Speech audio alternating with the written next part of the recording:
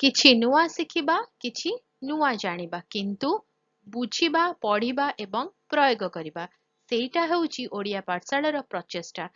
ଆପଣମାନଙ୍କୁ ସମସ୍ତଙ୍କୁ ସ୍ୱାଗତ ଓଡ଼ିଆ ପାଠଶାଳାକୁ। ଚାଲନ୍ତୁ ସୂର୍ଯ୍ୟଙ୍କ ଠାରୁ ଜୀବନକୁ ସୁରକ୍ଷା ଦେବାରେ ପୃଥିବୀର ବାୟୁମଣ୍ଡଳର ଗୁରୁତ୍ୱ ଆଜି ଆମେ ଏ ବିଷୟରେ ଡିସ୍କସ୍ କରିବା। ପୃଥିବୀର ବାୟୁମଣ୍ଡଳ ହେଉଛି ଆମ ଗ୍ରହକୁ ଘେରି ରହିଥିବା ଗ୍ୟାସର ଏକ ଗୁରୁତ୍ୱପୂର୍ଣ୍ଣ ସ୍ତର, ଯାହା ସମସ୍ତ ଜୀବଜଗତର ବଞ୍ଚିବା ପାଇଁ ଅତ୍ୟାବଶ୍ୟକ। ଏହାର ସବୁଠାରୁ ଗୁରୁତ୍ୱପୂର୍ଣ୍ଣ କାର୍ଯ୍ୟ ମଧ୍ୟରୁ ଗୋଟିଏ ହେଉଛି ସୂର୍ଯ୍ୟର କ୍ଷତିକାରକ ପ୍ରଭାବରୁ ପୃଥିବୀର ଜୀବନକୁ ରକ୍ଷା କରିବା। ସୂର୍ଯ୍ୟ କିରଣ ଜୀବନ ପାଇଁ ଆବଶ୍ୟକ, ହେଲେ ଏହା ଜୀବନ୍ତ କୋଷଗୁଡ଼ିକୁ କ୍ଷତି ପହଞ୍ଚାଇ ପାରେ। ଏପରି ବିପଜ୍ଜନକ ବିକିରଣ ମଧ୍ୟ ବହନ କରେ।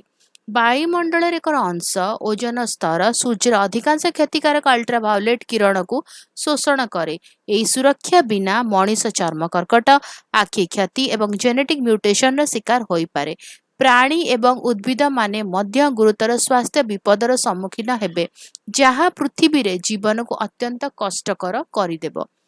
କ୍ଷତିକାରକ ବିକିରଣକୁ ଫିଲ୍ଟର କରିବା ବ୍ୟତୀତ ବାୟୁମଣ୍ଡଳ ଗ୍ରହର ତାପମାତ୍ରାକୁ ନିୟନ୍ତ୍ରଣ କରେ। ଏହା ସୂର୍ଯ୍ୟର କିଛି ଉତ୍ତାପକୁ ଫସାଇ ରଖେ, ଜୀବନ ବଜାୟ ରଖିବା ପାଇଁ ପୃଥିବୀକୁ ଯଥେଷ୍ଟ ଉଷ୍ମ ରଖେ। ଏହି ପ୍ରାକୃତିକ ଇନ୍ସୁଲେସନ ବିନା ଗ୍ରହଟି ଅତ୍ୟନ୍ତ ତାପମାତ୍ରା ପରିବର୍ତ୍ତନ ଅନୁଭବ କରିବ। ରାତିରେ ଥଣ୍ଡା ହେବା ଏବଂ ଦିନରେ ଗରମ ଜଳିବା ଏହାକୁ ବାସସ୍ଥାନ ପାଇଁ ଅନୁପଯୁକ୍ତ କରିଦେବ। ବାୟୁମଣ୍ଡଳ ମଧ୍ୟ ସୂର୍ଯ୍ୟ କିରଣକୁ ବିସ୍ତାର କରେ ଏବଂ ପୃଷ୍ଠକୁ ପହଞ୍ଚିଥିବା ସୌର କିରଣର ତୀବ୍ରତାକୁ ହ୍ରାସ କରେ। ଏହା ଅତ୍ୟଧିକ ଗରମକୁ ରୋକିବାରେ ସାହାଯ୍ୟ କରେ ଏବଂ ଇକୋସିଷ୍ଟମର ନାଜୁକ ସନ୍ତୁଳନକୁ ସୁରକ୍ଷା ଦିଏ। ଏହା ସହିତ ପୃଥିବୀର ଚୁମ୍ବକୀୟ କ୍ଷେତ୍ର ସହିତ ବାୟୁମଣ୍ଡଳ ଗ୍ରହକୁ ସୌର ପବନ ଏବଂ ସୌର ଦ୍ୱାରା ନିର୍ଗତ ଚାର୍ଜିତ କଣିକାରୁ ରକ୍ଷା କରେ, ଯାହା ଅନ୍ୟଥା ଜୀବନକୁ କ୍ଷତି ପହଞ୍ଚାଇ ପାରେ ଏବଂ ଉପଗ୍ରହ ଏବଂ ଶକ୍ତି ଗ୍ରିଡ୍ ଭଳି ପ୍ରଯୁକ୍ତି ବିଦ୍ୟାକୁ କ୍ଷତି ପହଞ୍ଚାଇ ପାରେ।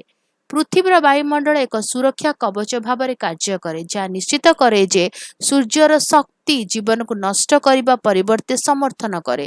ଏହା ବିପଦପୂର୍ଣ୍ଣ କିରଣକୁ ଫିଲ୍ଟର କରେ, ତାପମାତ୍ରା ନିୟନ୍ତ୍ରଣ କରେ ଏବଂ କ୍ଷତିକାରକ ସୌର କଣିକାରୁ ଜୀବଜଗତକୁ ସୁରକ୍ଷା ଦିଏ।